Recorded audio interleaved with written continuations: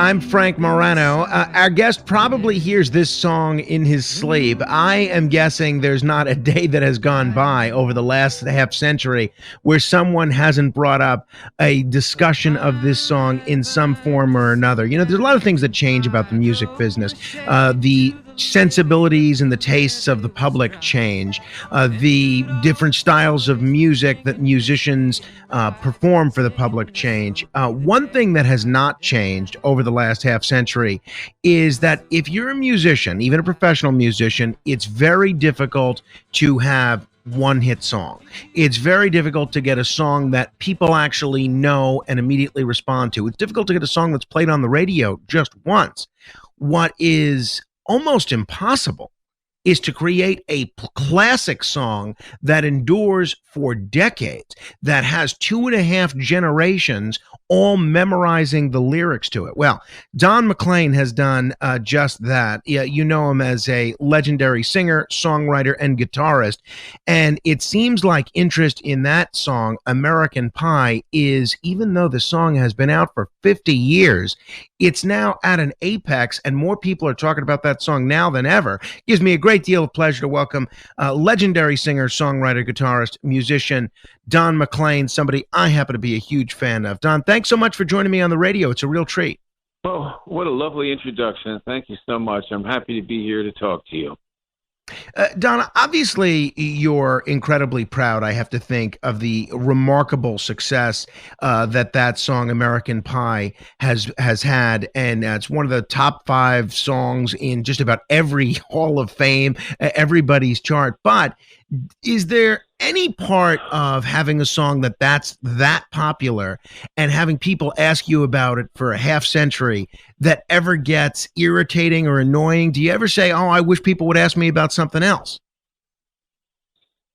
Well, I suppose it's like being in the Beatles or something. You know, Paul McCartney, all he does is answer questions about, John Lennon. You know, that's just the nature of overwhelming success. But everybody knows that he has so many other things that he's done. People know me. They know what I've done. They know And I Love You So, Castles in the Air, Vincent. They know my songs. But they just can't help themselves. They get me around and they want to talk about that song, and I'm fine with it. You know, I realize that that's how it is.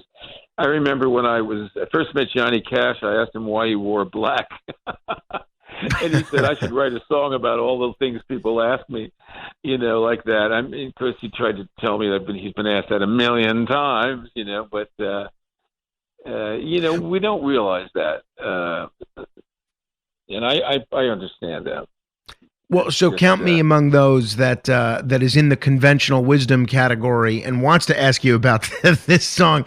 Obviously, sure. The lyrics tell a great story, also kind of a sad story.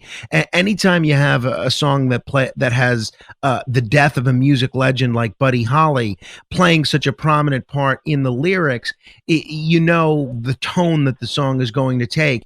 In your view, you're the guy that would know. What is the song about overall? Well, I just want to say one thing before I answer that question. Music today is very much like movies are today. A lot of loud blasting and blowing things up and guns and all that stuff are in movies primarily, and the music is all very loud and bombastic, and there's not a lot of music anymore that has any kind of character development where you talk about a story or a person or whatever.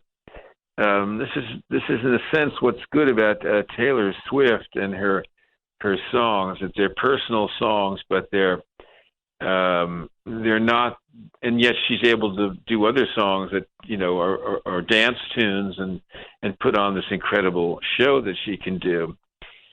But I think that that's the way things have changed. It's just a lot of sensory assault is going on now, rather than beautiful music and ideas and the use of language. This is what the Beatles did. It's what Dylan did. It's what I do. And certainly it's what songwriters did in the past, Irving Berlin and George Gershwin and people like that. Beautiful music and beautiful lyrics and ideas. That's all been paved over, with a lot of noise and bombast. And the same thing goes true for the movies. So it's just a whole different world, but luckily for me, I was able to get my licks in years ago, and it stayed. So there's a kind of a glass ceiling up there, and above that ceiling, songs and records and artists who are in that category are eternal. And the ones down below are trying desperately to survive, and it's a very, very rough business to even make a living. And I was, I want to say one more thing, and that it's very hard to write even a bad song. If you were to find a person on the street and say, write me a song about your son or your daughter, they couldn't do it. Right. So even if a person can write a bad song, if they keep working at it, they might write a good one, We're talking with Don McLean, the legendary singer, songwriter, and guitarist responsible for American Pie. We'll tell you about some of the things that are happening with American Pie these days, which are substantial. That song, when it came out, was over 8.5 minutes long. I have to think every music consultant, every radio DJ, every program director was saying you can't put a song out on the radio that's this long. Did you have a lot of pressure to cut the length of that song and not put out a song that was that length? No, I didn't have any. Nobody put pressure on me. When I signed a contract, I had the right to do anything I wanted to do. Lots of acts were making long songs and short songs, and it was a very free, creative time. We had all these great rock and roll groups, Led Zeppelin and The Who and the Beatles, and we had Dylan, and we had all sorts of other writers, and so nobody was telling anybody what to do anymore. That was the studio system. That's the thing we sloughed off. We didn't want any part of that. So we did what we wanted to do, and it was a very creative time. And some people, like Carole King, wrote hits. She wrote hits. And other people like myself wrote their own inventions. There's no song like Vincent. Never happened since. Right. There's no song like Crossroads or Sister Fatima or The Grave. Never happened. Because I don't write hits. I write. And so when the thing came out, the record company, they didn't ask me. They just cut it down to 3 minutes and put it on the radio. And it became number one. And then people called up and said, well, that's not the song. The song's 8.5 minutes. So they started playing the 8.5-minute version when they would play the top 10. I don't know how that happened exactly, because that must have been a shock to go from 3 minutes to 8.5 on the radio, but they did it. And then that became the number one. And that's the one that Taylor Swift superseded with her latest hit record. There's a version of American Pie that came out last year, an a cappella version, which is just so beautiful, that features you and Home Free. First of all, it's amazing that your voice sounds the same now as it did in the early 1970s. But second, tell folks about this particular version of American Pie, how this collaboration with Home Free came to be. Again, this came out of Nashville, and they were doing some things with other artists. They like to do, songs that everybody knows, and it was suggested that they do American Pie, and they're also going to try a shot at Vincent now. I recorded something for them when I was in Nashville. Great. We'll see if they can do that. But they did the whole thing, the 8.5 minutes. Usually they don't do that, and it worked out beautifully. And then they came to California and put me in their video, and the video ended up being the number one video for 8 weeks on Taste of Country. So that just landed in our laps, and they did a great job. They're great guys, and they've been going for a long, long time out of Minneapolis and Minnesota. for many, many years. And I guess not the same personnel all the time, but they're a really good producer too, who does good work. So we had a lot of fun with that. The world now, you mentioned the changes in the movie business in addition to music. One of the changes in how people consume media is that it seems like anything worth watching is on some sort of a streaming platform, and you have to have 6 or 7 of them because they all have one thing that you want to watch. So before you know it, you've got 5 things. You've got Netflix, you've got Hulu, you've got Amazon Prime, you've got this, you've got that. And one network that has just exploded in terms of quality content options these last couple of years, including the new Star Trek shows and The Offer, which is about the making of The Godfather, which has gotten a lot of great reviews, is Paramount Plus. Well, beginning on July 19th, there is The Day the Music Died, the story of Don McLean's American Pie, available exclusively on Paramount Plus. What's this all about? What are folks going to learn in seeing this documentary? Well, they're going to be like a birdie perched on my shoulder from the time I was born, really, through my formative years, discovering the plane crash, having that with me for many years before I finally wrote this song about America, which I'd been thinking about for years. It really took over 10 years to write American Pie, if you really want to get serious about it, because I think about things a lot, and I don't do things until I'm ready. And I did many other things, before I got around to that. But yeah, it's all in the movie, and really, I'm an observer of everything. I'm not a part of it.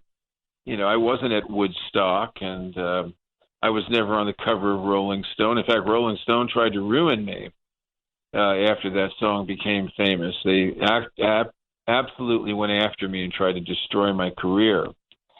They failed, and what was the reason for that? Why did Rolling Stone have an agenda to go after you?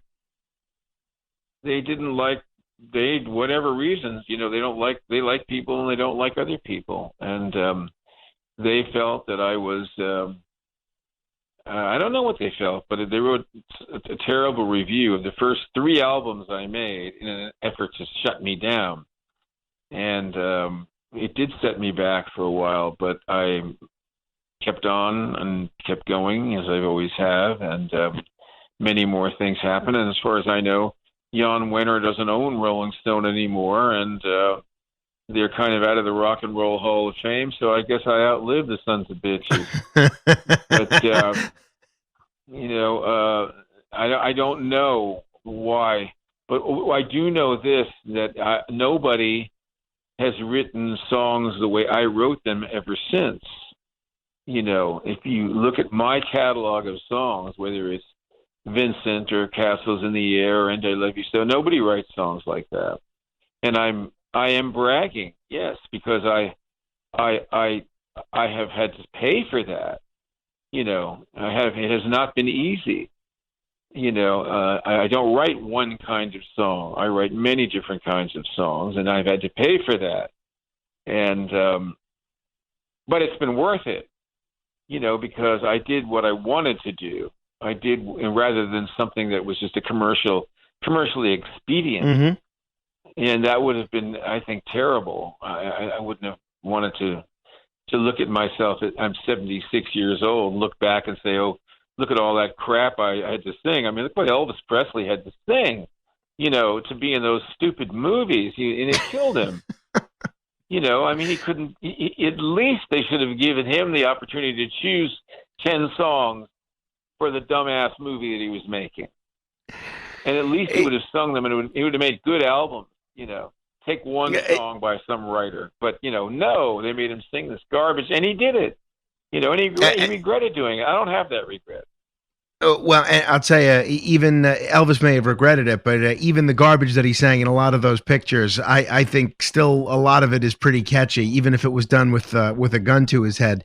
You mentioned Johnny. That was Elvis's genius. That was his genius. He could make anything I used to work with the Jordanaires. You're going to have to bleep this, but Gordon Stoker would say he'd hold a piece of music and he'd say, "What the hell are we going to do with this piece of?"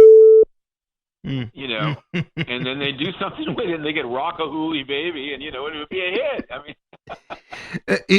Believe me, I could talk with you all day. I know you're on a tight schedule as well, but I do have to ask you. You mentioned Johnny Cash and the question that everybody would ask him, and you were part of the everybody in asking why he wore black. One thing that I did not realize is that you sang Lovesick Blues in Johnny Cash's house, and then he wrote the song I Wish I Could Yodel after hearing you sing that?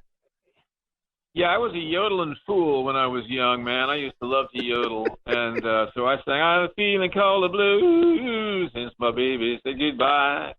I sang the hell out of that, and Cash wrote a song, "I Wish I Could Yodel," and it was funny because he was such a deep voice guy, but he was a gentle, sweet man, and he was very funny, but he was troubled. You could see he was working hard all the time. Those guys were, you look at Elvis or Johnny Cash or Buddy Holly, you go around where they live and you see nothing but cotton fields, man.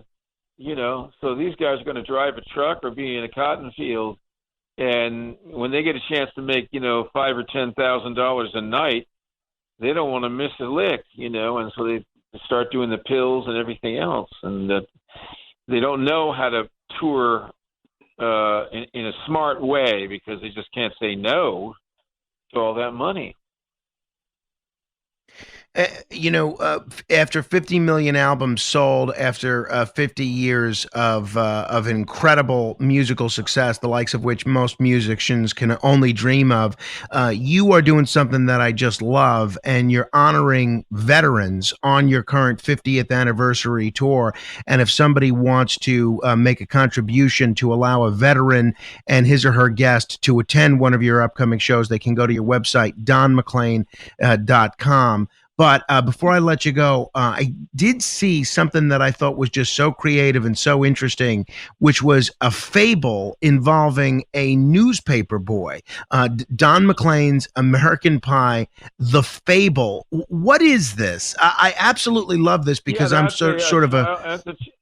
It's a children's book, and it takes its cue from my life. I was... a paper boy, and I that's how I discovered about the death of Buddy Holly, and so Judy Proffer wrote the book, and with my interviews. Don McLean, thank you very much. I appreciate you being so generous with your time.